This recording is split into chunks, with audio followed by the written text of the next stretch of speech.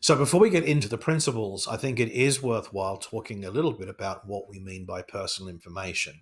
So the textbook definition is information that relates to an identified or identifiable individual. Now, already we can see that's a fairly broad definition of what personal information is.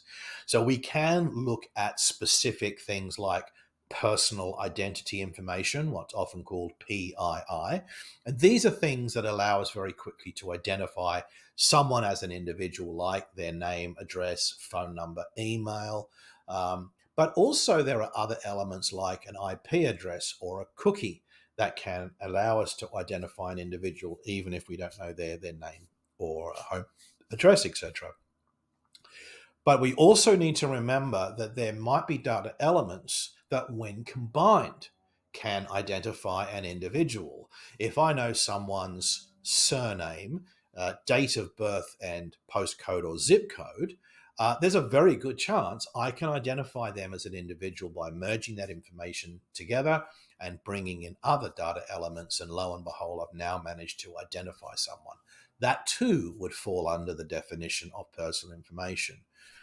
Not to mention all of the data elements that are then linked to that identity also then become part of that personal information. And we'll talk about de-identification in another series versus deletion of data and so forth. But this is important to remember.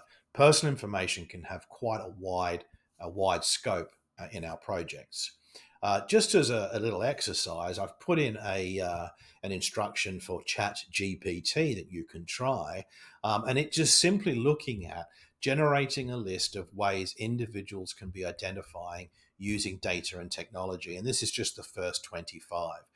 If you change it to create a non-exhaustive list, the list can go on and on and on.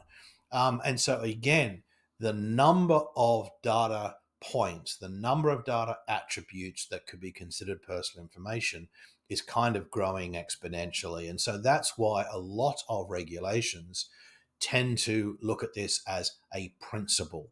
They define it broadly so that as new technologies come up, as new abilities to identify individuals come up, they will fall under these definitions more broadly. So I do encourage you all, when you're looking at your data projects, to really give some hard thought to saying, well, do I have identity information in there? Or even, can I combine some of this information to identify someone? And what does that mean in terms of the definitions of personal information for my projects? There is a subset of personal information, which is sensitive information. So this is information that needs to have a greater level of protection because the impact of it being breached, for example, or misused can be very significant. So again, as you go through your project plans and you're looking at the data dictionary or your data catalog to determine what information you're going to be using, do keep in mind that there are going to be data elements that will be considered sensitive, and the regulations do consider these to have a greater requirement for protection and limitation of use. And that's something definitely to keep in mind.